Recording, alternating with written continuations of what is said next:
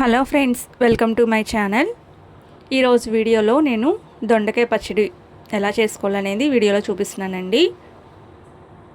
రోట్లో నూరుకుంటే ఇంకా చాలా బాగుంటుంది. మిక్సీలో కూడా రోటి పచ్చడి టేస్ట్లో రావాలంటే ఈ విధంగా ఒకసారి ట్రై చేసి చూడండి, మీకు కూడా నచ్చుతుంది. వేడి వేడి అన్నంలో నెయ్యి వేసుకొని తిన్నారంటే 4 ముద్దలు ఎక్కువ తినేస్తారనమాట, అంత టేస్ట్గా ఉంటుంది. పిల్లలు కూడా ఎక్కువ కారం లేకుండా చాలా ఇష్టంగా తినేస్తారు. దానికోసం నేను ఏమేమి తీసుకున్నాను అనేది చూపిస్తాను, వచ్చేసేయండి.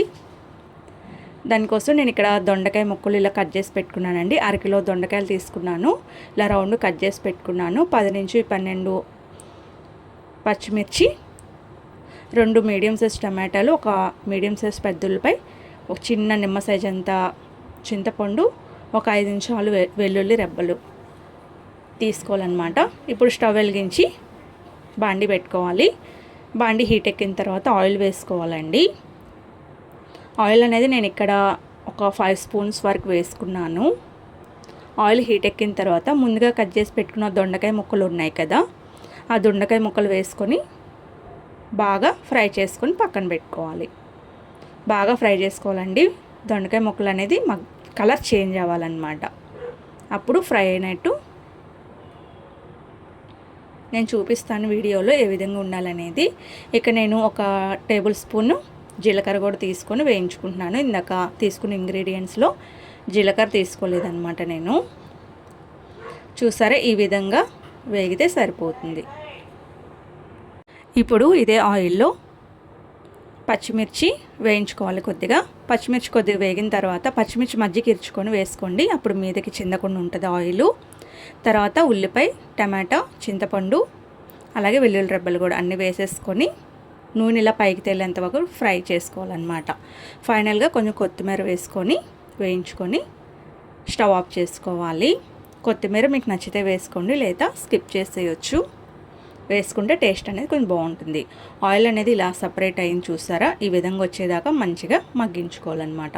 ఇప్పుడు ఇది పక్కన పెట్టుకొని పూర్తిగా ఆరనివ్వండి దొండకాయలను. ఈ పచ్చిమిర్చి మిశ్రమం అది పచ్చిమిర్చి వేయించుకున్నాం కదండి, ఇవన్నీ పూర్తిగా ఆరనివ్వాలి.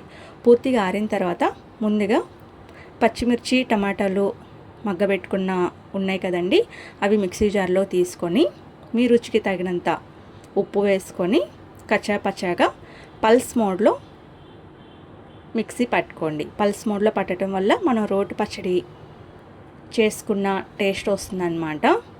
మెత్తగా ఉంటే పచ్చడి అనేది టేస్ట్ ఉండదు. ఈ విధంగా పల్స్ మోడ్లో మీరు తిప్పుకున్నట్టయితే బాగా వస్తుంది. ఇప్పుడు ముందుగా వేయించి పెట్టుకున్న దొండకాయ ముక్కలు కూడా వేసుకొని మళ్ళీ పల్స్ మోడ్లో 2 to 3 టైమ్స్ తిప్పుకున్నారంటే చూసారా, ఇలా మంచిగా వస్తుంది. మీకు పోపు వేసుకునేటట్టయితే పోపు వేసుకోవటం నచ్చితే కనుక పోపు వేసుకోవచ్చు, లేదా ఈ రకంగా తిన్నా చాలా బాగుంటుంది. నేనైతే పోపు పెట్టుకోలేదు, ఈ విధంగానే మేము తినేస్తాము. ఇప్పుడు నేను ఒక ప్లేట్లో తీసుకొని సర్వ్ చేసుకున్నాను. వేడివేడి అన్నంలో నెయ్యి వేసుకొని తిన్నారంటే చాలా ఇష్టంగా తినేస్తారు, పిల్లల నుంచి పెద్దోళ్ళ దాకా కూడా. చాలా బాగుంటుంది. దోశకు కానీ, చపాతీలో కానీ, ఇడ్లీ కానీ, ఏ టిఫిన్లోకైనా లేదా వైట్ రైస్లోకైనా చాలా బాగుంటుంది. ఈ విధంగా ఒకసారి ట్రై చేసి చూడండి దొండకాయ పచ్చడిని. మీకు కూడా నచ్చినట్టయితే ప్లీజ్ లైక్ చేయండి, షేర్ చేయండి, సబ్స్క్రైబ్ చేసుకోండి.